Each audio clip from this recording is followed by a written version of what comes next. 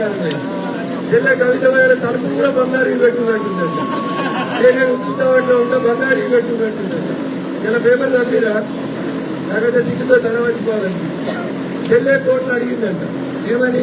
నేను నగలు పెట్టుకుంటాను పర్మిషన్ ఇవ్వదంట. ఏడా ఎవరైనా అడుగుతారా అట్లా? ఎవరైనా అడుగుతారా? ఏమన్నా ఉండదా సార్? పేపర్ ఒకసారి చదువు. నగలు పెట్టుకోవాలన్నట, ప్రత్యేకమైన బట్టలు కావాలన్నట, ప్రత్యేకమైన భోజనం కావాలన్నట.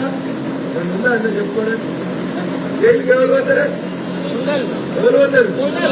గాలు కూడా అట్లా అడుగుతాడు. ఎంత దోసుకున్నట్టు ఒకసారి అర్థం చేసుకోండి మీరు. బంగారు తెలంగాణ జైలు కిటికీలకు అవి ఉంటాయి కదా ఊసలు. మా చెల్లెని ఏడాది ఉంచినామనుకో అవి కూడా బంగారు చేసి వస్తుంది అనుకుంటా తీహార్ జైలు. అందుకని జాగ్రత్త అని చెప్పి తీహార్ జైలు అధికారులకు కూడా మనం చెప్పాలా? ఎందుకంటే ఆల్రెడీ సుఖేశ్వర్ ఉన్నాడు మా చెల్లె దోస్తు. వాడు చెప్తా ఉన్నాడు అప్పుడప్పుడు ఉత్తరం రాస్తుండే చెల్లెకి పైసలు ఇచ్చిన.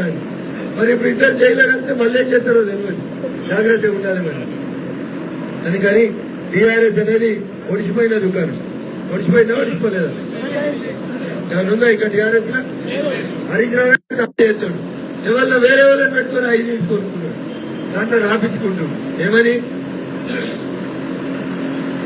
బిగ్ షాక్ అంటే తెలంగాణ రాజకీయాలకి. దేనికి? తెలంగాణ రాజకీయాలకి పెద్ద షాక్ అంట.